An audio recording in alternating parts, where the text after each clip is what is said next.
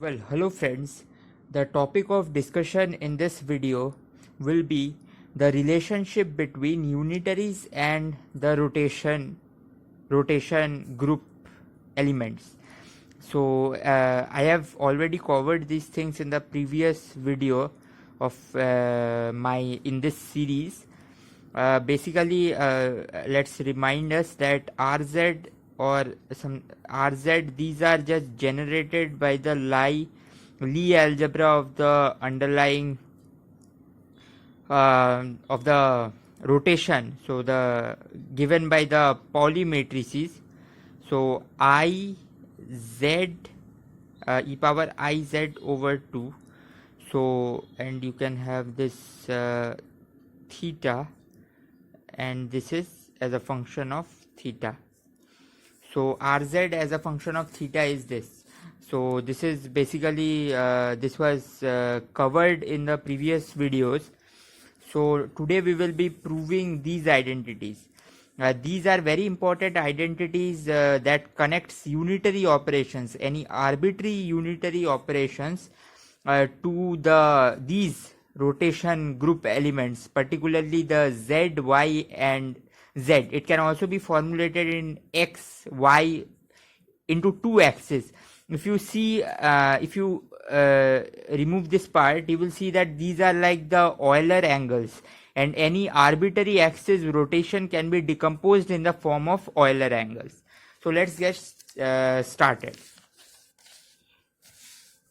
So you see, given a unitary matrix, a general unitary matrix can be written in this form. You can see each of the four blocks are there.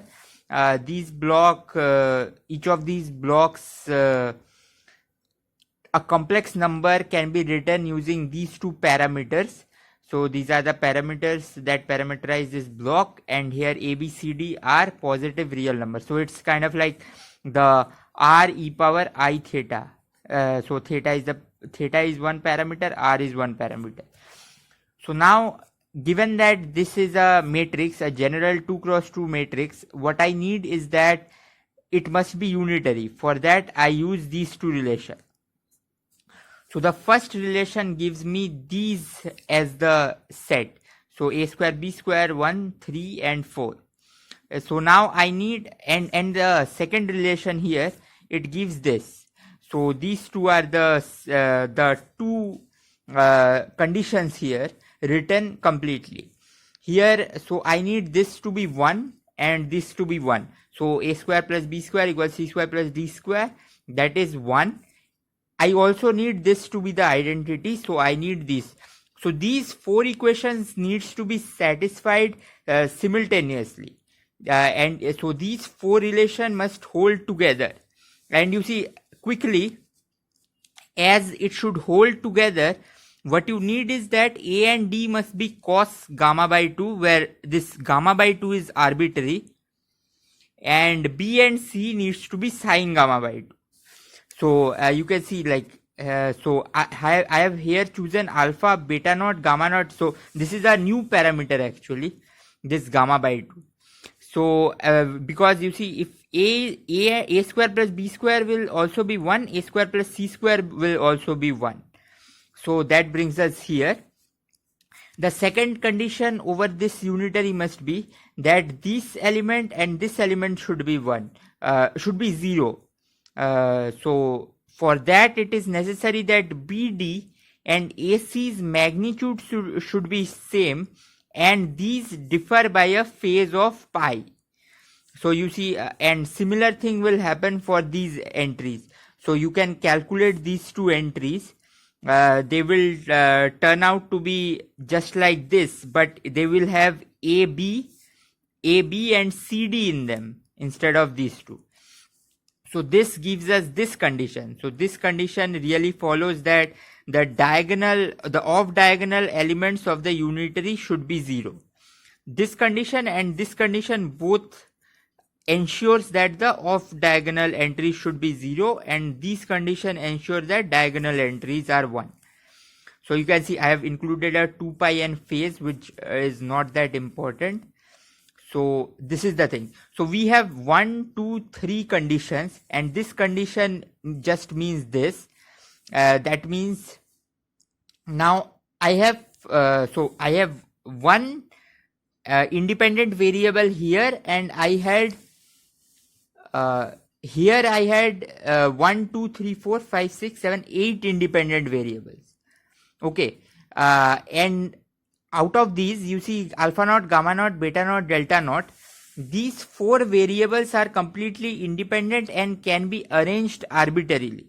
So any variable can be arranged arbitrarily. So I arrange alpha, beta, gamma in terms of alpha naught, gamma naught, delta naught. So this is what I had. I combined them so as to get alpha, beta, delta, with one condition that this relation should always hold, so as to ensure that the off diagonal entries remain 0. So with this condition, so I hope it's clear. So this is there. So this matrix jumbles up these to get these. So there is no loss or gain. So I am not fixing anything here. Actually, we are choosing this matrix so as to bring it in the Euler form. So this condition, now you can write alpha naught, gamma naught, delta naught in terms of alpha, beta, gamma, and then you need to satisfy this relation. That will just give the relation between beta naught, beta, delta and alpha. So that finally brings us to this matrix here. So this is the most general unitary matrix that can be constructed.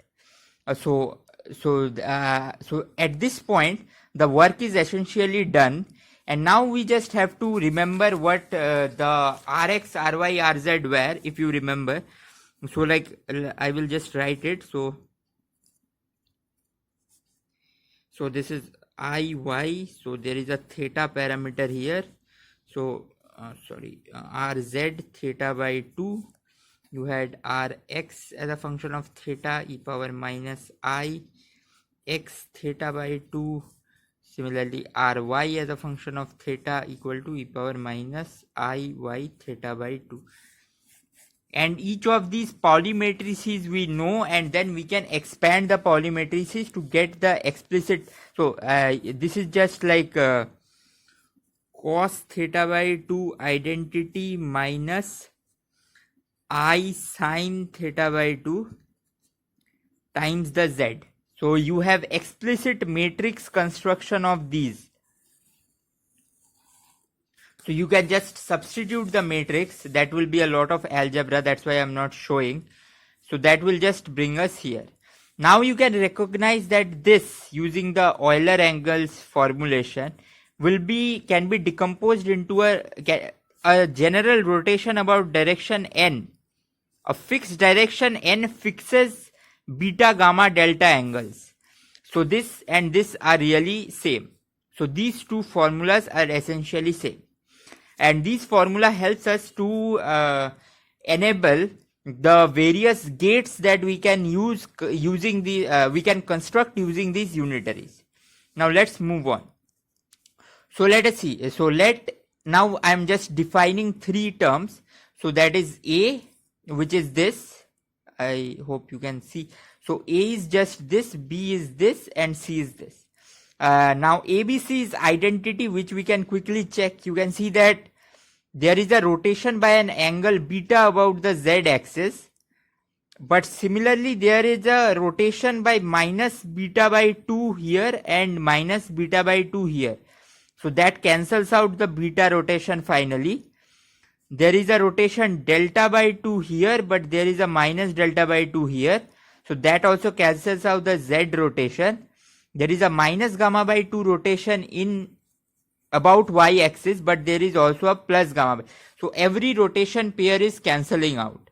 So this is just identity here. So and I use these two identities. These two identities are nothing but the the anti-commutation relation of the Pauli matrices. So if you think, So sigma x sigma y is 2I sigma z. The commutator of sigma x sigma y is this. The anti-commutator of sigma x wait,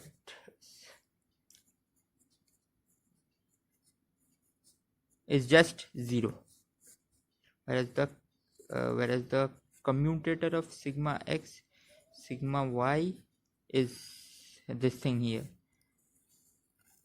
Okay, so these two relation I will be using, and you see quickly by multiplying x on this side you will get an identity. Here you will get yx. This is just written that so xy. So this is just written that xy plus yx equal to 0 and xz plus zx equal to 0. But now there is a nice fact, that is that the rotation y matrix, observe this one. So the rotation y matrix Ry can be written as e power minus I y theta by 2. So this has y everywhere, and when you multiply by x on both sides, you will ensure each y to carry a negative minus y sign. So this really changes the angle to plus. So that means what I have written here, the x operator just reverses the rotation angle. I hope this is clear. So wait, let me just see. This must not be this. This must be the negative inside the angle. So it is flipping the angular part. Okay.